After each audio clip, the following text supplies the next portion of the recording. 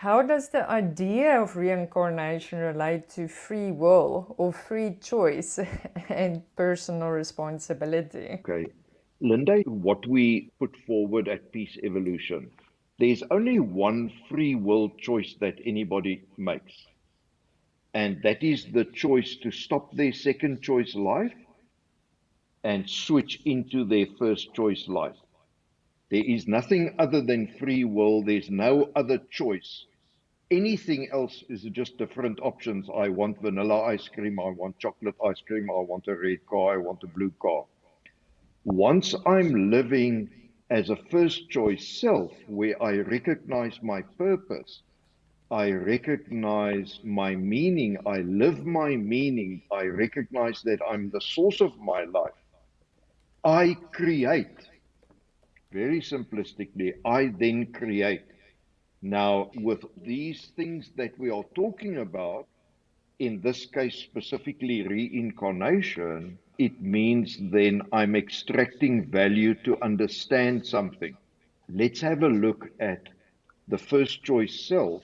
We are accountable and responsible to ourselves. We are autonomous. We don't blame anything. We don't blame ourselves. We just look at the facts for what they are. Could we explore extracting value from things a little bit further? What does that mean? Why do we extract value from things? Linda, in its simplest form.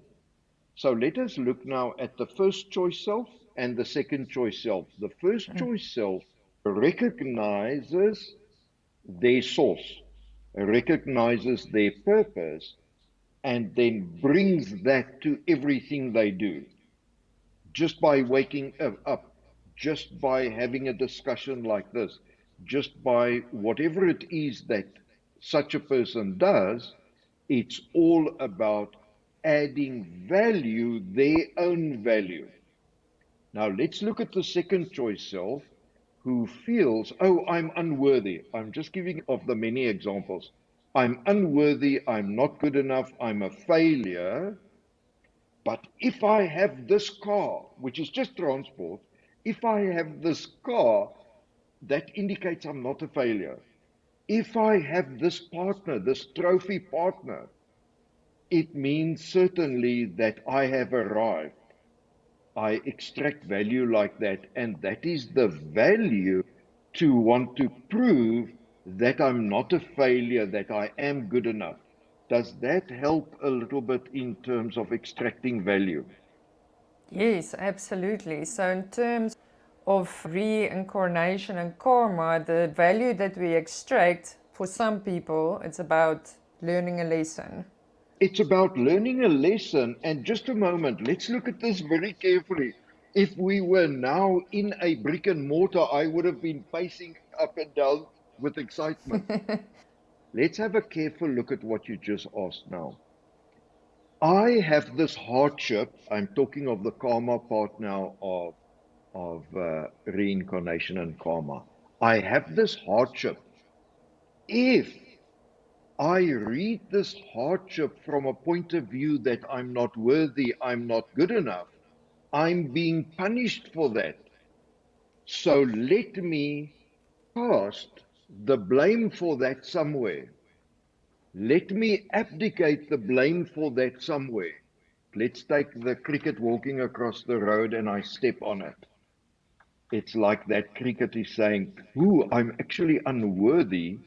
And it must be something that I did in a past life, so I'm blaming myself, which is not accurate. Somebody just stood on me. Very simple. There's this connotation about something, and that's why. This is just a fact. Somebody stood on the cricket. The volcano erupted. This thing about putting value on things to understand it, to cast blame, even if it's on ourselves. I must have done something in a previous lifetime, that's why. No, it's just something that happened.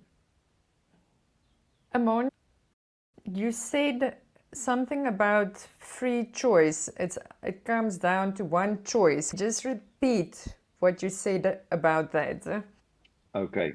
Keep in mind that we talk about the first choice and the second choice self.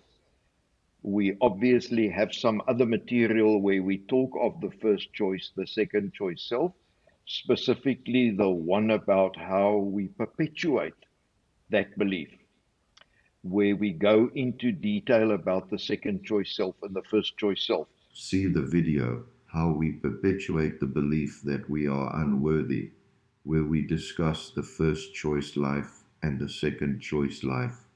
The link is in the description.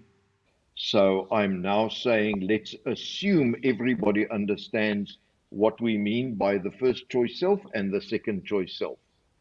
Now, the idea is that the symptom is that we took on a belief that we are unworthy, that we are a failure, that we are not good enough, as a figment of our imagination. It's not a fact, it's just we believe that to be a fact.